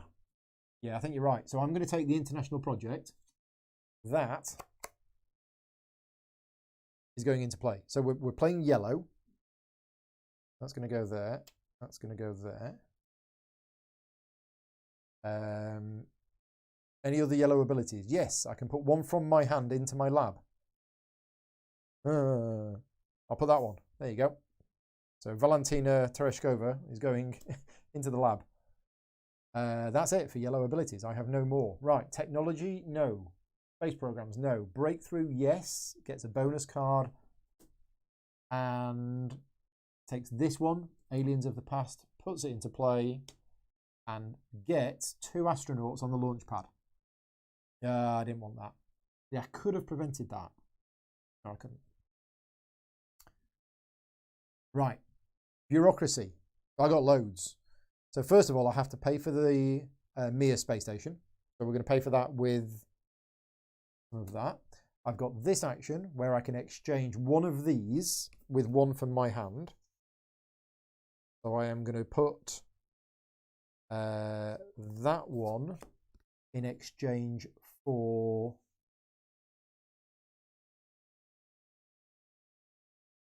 it doesn't matter at this stage. Go for that one.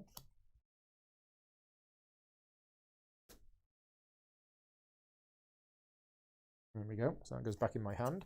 And I've got, you can exchange this card with any card that is going there. Now, when it says exchange, presumably that goes there, because that can't go there. But Lunar card enters the game. And that is a level 4 card. It's not yellow.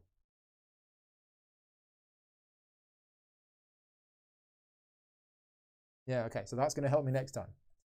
I didn't even have to do that now. No, that's okay. Is that it for me? Yeah, we did that.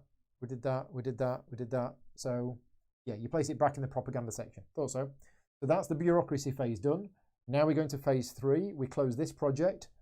Again, no points for China. We then score progress.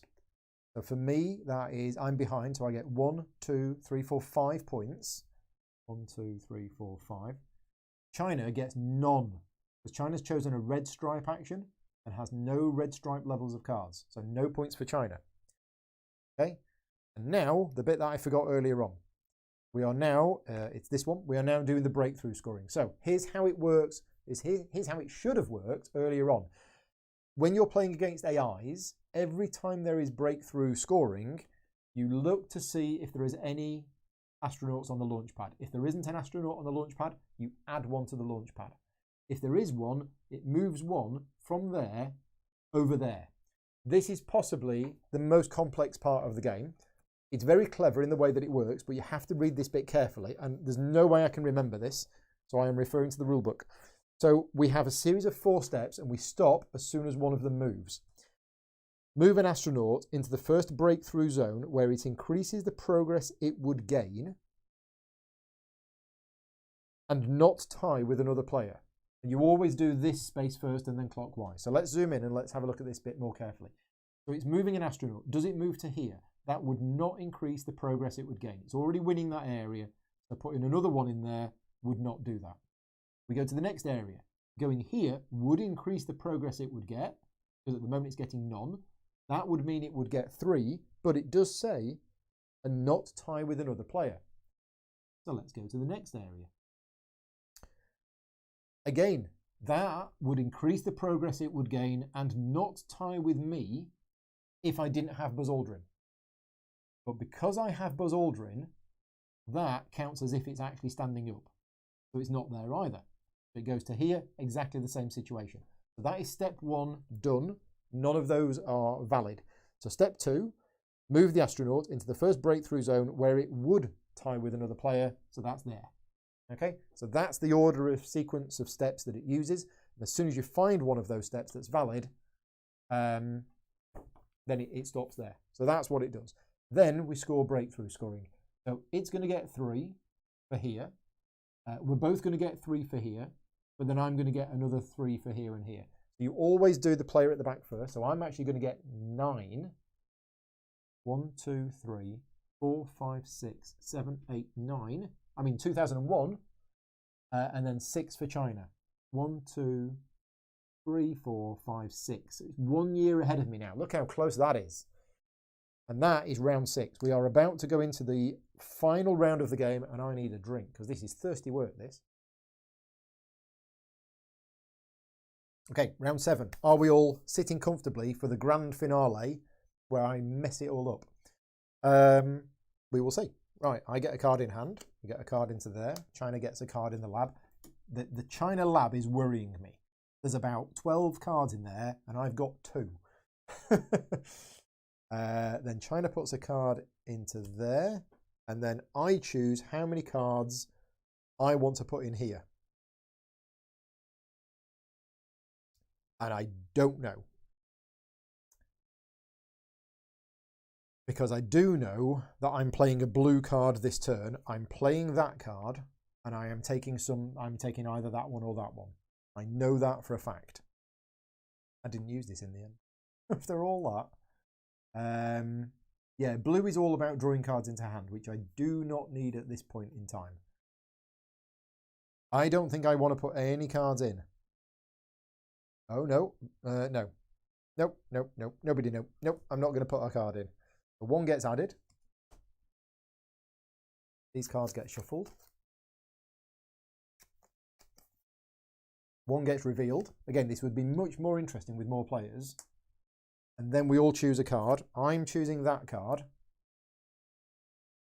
And China is choosing that card. So there's definitely planning ahead that you can do in this game, because you can see I've done a bit. Whether it's going to pay off or not, I don't know. We have Saturn V there. This is the space rocket development. And we have the OKB-1 research. 2 of those. Okay. Next, we reveal our cards. And then we go into the final phase 2 of the game. Technology for me, breakthrough for China. So nobody's doing propaganda. Technology is me. I'm going first. I take this card. I put it in play. And because it's got 2 levels of yellow on, I get to put 2 astronauts here. I'm just going to put 1, which then goes there. Poof, project complete. I then draw. Oh, I might as well use this. So what you do is you cover it over to say that you've used it. So I'm drawing basically 5 cards. I don't think there's any need, but I like cards. Okay. I think that's it. That's me done. Base program is skipped. Breakthrough is the only one doing the breakthrough. So it gets a card and it gets that. But there's no immediate special abilities on there. So that does nothing. So that's actually really good in terms of scoring points because it's not going to get any. You don't want to do that, Paul? Yes. What are you doing, Dave? Bureaucracy.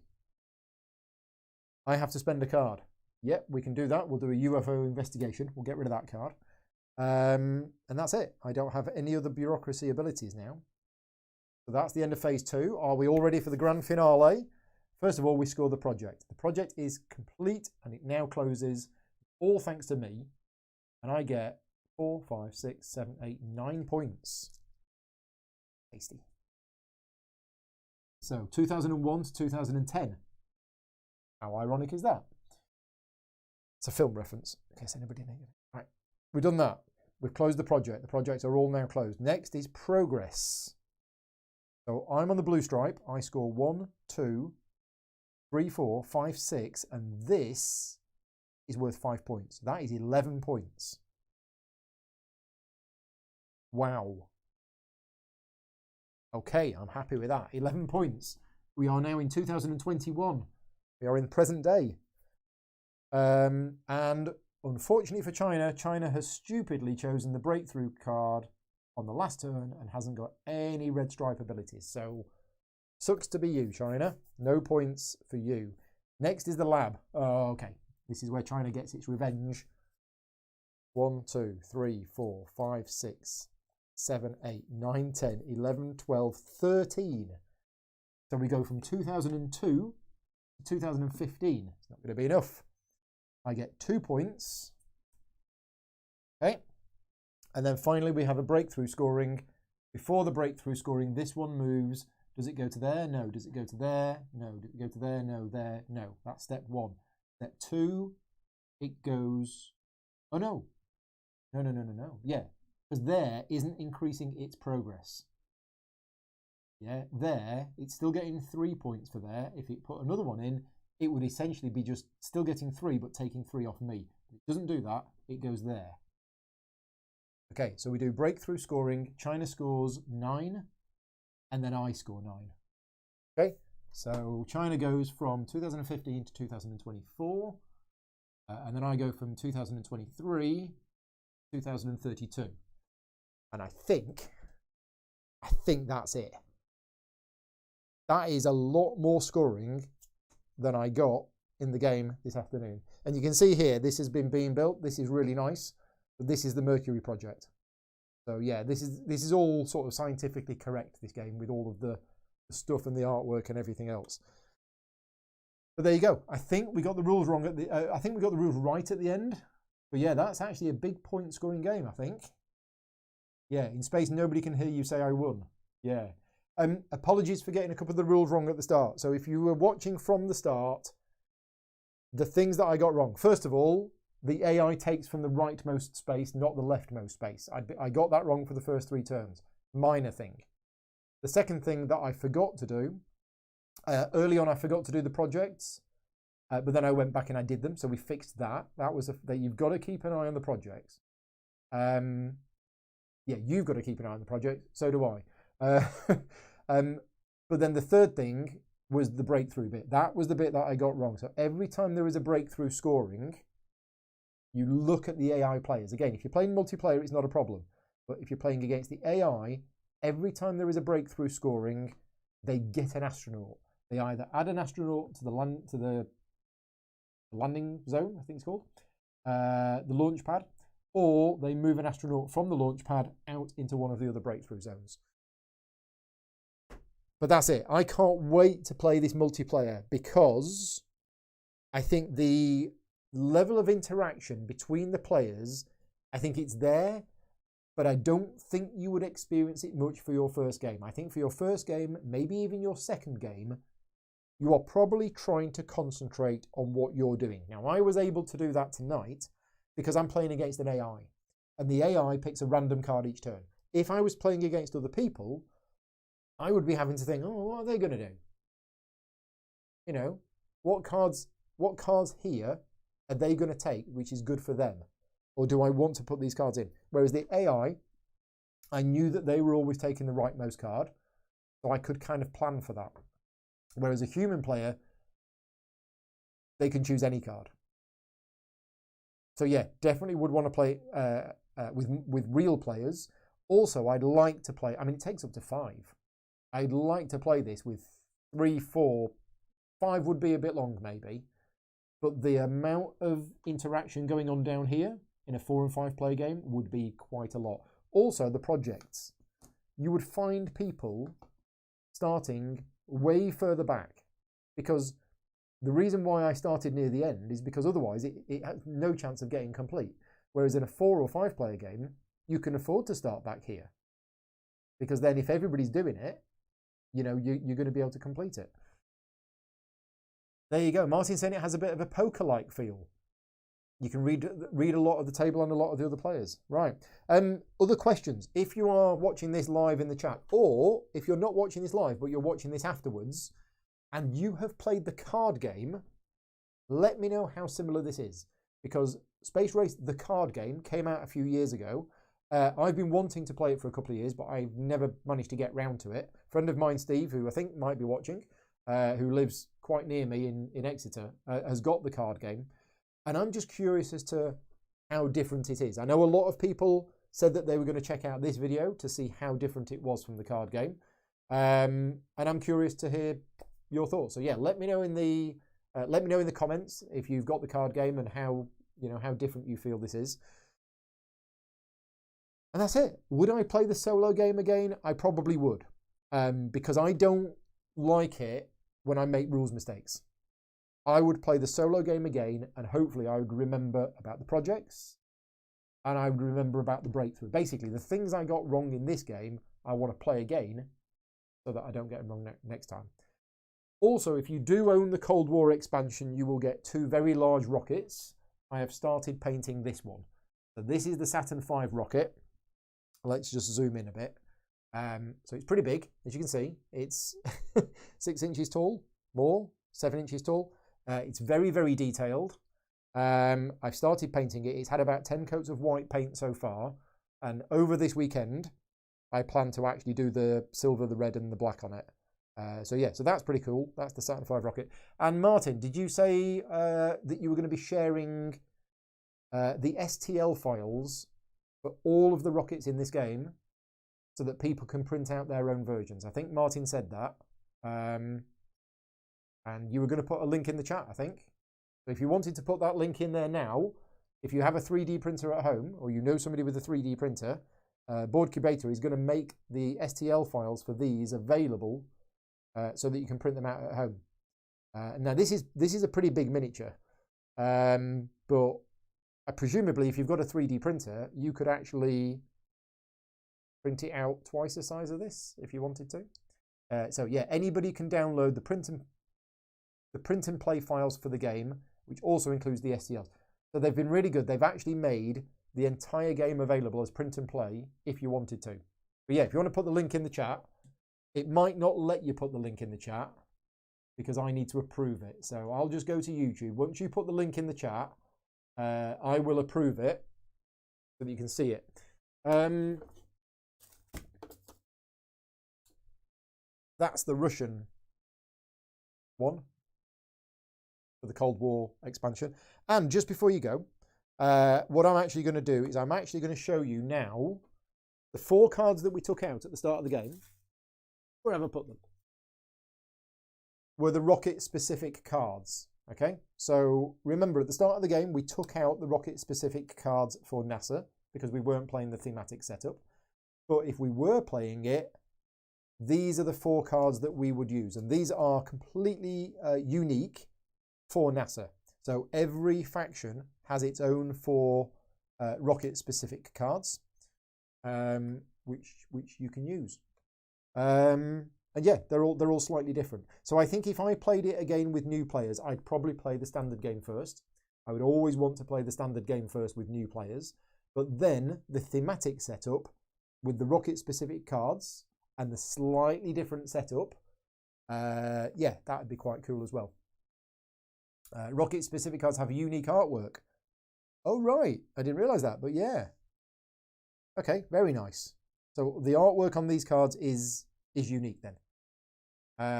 Right, so Martin's not put the link in the chat, but I'll tell you what, I'll put the link in the description. So once Martin sends me the link, I can put it into the show notes, the description of this video. So if you're watching this live, just check the video back in about, 15-20 minutes or something like that, or tomorrow. And the link to the files, I will put it in the description. Other than that, it's 10 o'clock. And I wanted to say a huge thank you to everybody who's been watching live tonight and keeping me company. Thank you very much for that. Hello to everybody who is watching this afterwards. And as I mentioned earlier on, if you have watched this video, please obviously click the like button, but leave me a comment. Just leave me a comment on the video and let me know if you enjoyed it, if you found it useful. And as I say, I'm curious to hear your thoughts about whether you've played the card game or not and how they differ. But that's everything. Thank you very much to Boardcubator for asking me to be involved in this project, helping write the rulebook, do some final little development with the game, and obviously creating this video. And a huge thank you to all of my Patreon supporters that help fund the channel and make everything that I do possible. So if you like the content that I create and you want to support me and support the channel, check out the Patreon page. It's down in the bottom right, patreon.com/gamingrules. Lots of benefits available to Patreon supporters, including behind the scenes videos, including one that I'm about to do in about 15 minutes time. So yeah, thank you very much for your support. Thank you to everybody for watching tonight. I will say goodnight.